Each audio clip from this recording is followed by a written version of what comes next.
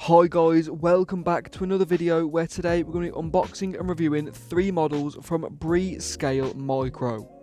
Now, if you do want to purchase any of these models, make sure to head down to the description and check out the Facebook page or drop us a message on Instagram.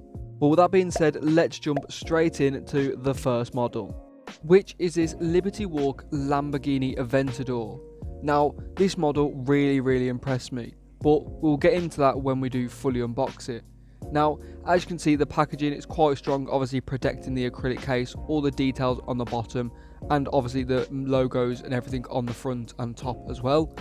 You can see it does come on the nice acrylic base with a nice metal plaque displaying the Liberty Walk, the number and the BSC should I say, for the BSC Micro. The base is nice and heavy and really displays the model well, obviously offsetting that black and yellow colour with the nice white base.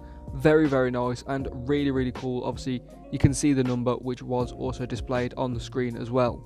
But as good as the model does look on the base, obviously we do want to check out all of the detail with the model fully unboxed and up close, which you can see is still very good. Obviously it's got the brake disc behind the wheel, which the wheels do spin as well, and the carbon effect on the accents is very nice as well. The decals very easy to read and super clear, and the paint application is also very well done.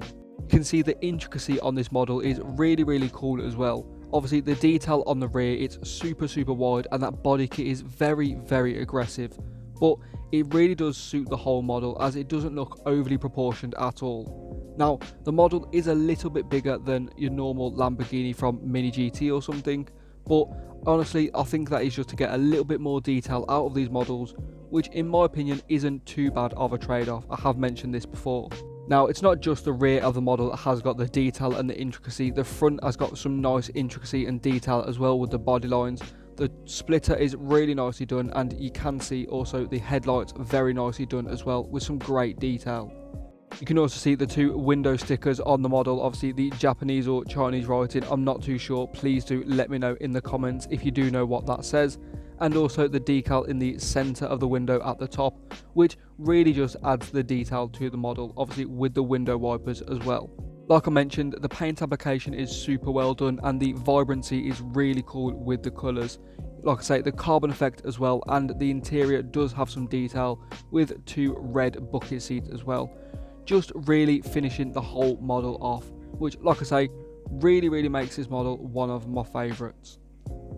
Now, jumping from Lamborghini straight over to their direct competitor, we have Ferrari.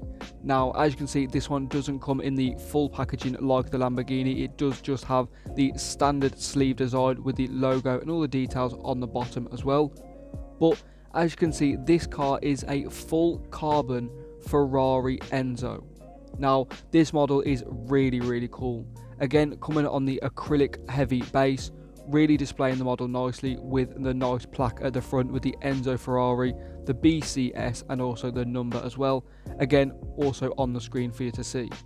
But these models, you don't see too many Ferrari Enzo models, especially Ferrari models in general.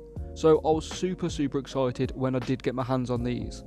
Now, the carbon effect, obviously when it's going across a whole model, it can tend to look a little bit tacky. Now, I have said this in previous videos where I did unbox a full carbon Nissan Skyline GTR, but I believe the carbon effect isn't actually bad at all. It looks very nicely done and actually quite realistic in my opinion. Now, yes, a burgundy carbon would be quite out there to see, and it would be very unusual, so it is hard to picture a realistic version of this. But for a carbon effect on an unlicensed model, I do think this is very good. But the overall model itself, away from the paintwork, is actually very good as well. As you can see, the body lines and proportion of this model is really well done. Obviously the intricacy with all the little vents and little gaps in the model is really good as well. Obviously also the Ferrari badge front and rear with the Ferrari writing as well. And obviously that big iconic V12 engine, which is visible in the rear window as well. And the detail on that engine is also very good with the carbon effect and the Ferrari badge or the Ferrari horse as well. Overall, if you're looking for a Ferrari model and you're looking for an Enzo in particular, I would highly recommend this model as it is very detailed. But That now brings us on to the third and final model. Now, this one is a little bit interesting as it is technically an error or a bit of a quality control issue. As you can see on the front of the box, it is a double print and the logo is actually printed on upside down, which I think is just quite funny to actually have in circulation. They probably could have improved on that a little bit better. As you can see, obviously coming in the same packaging as the Lamborghini with a bit more protection to the acrylic case, but this model does come on the standard black plastic base instead of the more heavy acrylic, and obviously it's still got the standard metal plaque at the front with the Supra A80Z, the BSC and also the number as well, which was also on the screen. Now, I have already checked out a BSC Supra before, and it was the top secret model that come with a figure. Now, it was also the A80Z, so I do know this casting is very good as well. Now, the first thing you can see is that nice carbon hood or the carbon bonnet. Now, there is two variations of this model. You can get the one with the plain blue hood as well, if you do want to keep it nice and clean. You can see it comes on the standard 5-spoke wheels, which are usually gold or gold with a silver rim from these brands, which again is more standard for the Supra A80Z. You can see it does have the brake discs and caliper behind them as well. The carbon effect is really well done as well, as you did see on the Lamborghini and especially the Enzo Ferrari. Obviously this one being black and is a lot more realistic, but you can just also see the detail in the rear of the model. Now, the camera doesn't really pick it up as such because of the blue paintwork, but it has got the Toyota badge, the Toyota logo, and really detailed taillights as well. Very detailed, very realistic, and proportionally very well done.